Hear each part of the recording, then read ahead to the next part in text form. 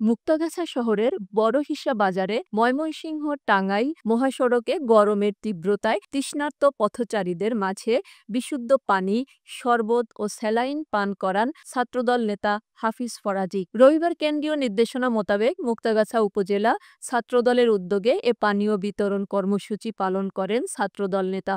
এ সময় উপস্থিত ছিলেন মুক্তাগাছা পৌর বিএনপি সভাপতি সাবেক মেয়র শহীদুল ইসলাম শহীদ, পৌর বিএনপি নেতা আজাদ খান বিটুল, ময়মনসিংহ দক্ষিণ জেলা যুবদলের সহ সাধারণ সম্পাদক রাশেদ আকন্দ রাজীব, পৌর স্বেচ্ছাসেবক দলের সদস্য মোহাম্মদ কামরুজ্জামান, পৌর কৃষক দলের যুগ্ম আহ্বায়ক নূর মোহাম্মদ ফেরদৌস রাসেল, উপজেলা ছাত্রদল নেতা মোহাম্মদ জিশান তানবীর, মিজানুর রহমান ইমন প্রমুখ। আয়োজনকারী ছাত্রদল নেতা হাফিজ ফরাজি জানান, তীব্র দাবদাহে তৃষ্ণার্ত পথচারীদের মাঝে এ আয়োজন করতে পেরে খুবই ভালো লাগছে। এ সময় তিনি আরও বলেন, সত্যি বলতে আমরা বিগত 17 বছর তো আন্দোলন সংগ্রামী ছিলাম। আমরা এরকম প্রোগ্রাম কখনো বা রাজপথে করতেও পারি নাই, বা আমরা মানে করার মতো কোনো স্কোপ আমাদের ছিল না। তো আমরা দেখি নাই কখনো কোনো সংগঠন, আওয়ামী লীগ ফেসিস্ট সংগঠন, ছাত্রলীগ কোনো মানবিক কোনো কাজ করতে। আমরা জাতিবাদী ছাত্রদল সবসময় মানবিক ছিলাম এবং মানবিক কাজে আমরা উদ্বুদ্ধ হই। আমাদের ছাত্রদল সারা বাংলাদেশ ছাত্রদলের নেতাকর্মীরা আমরা এই মানবিক কাজে সবসময় ছিলাম, সবসময় এখন আছি।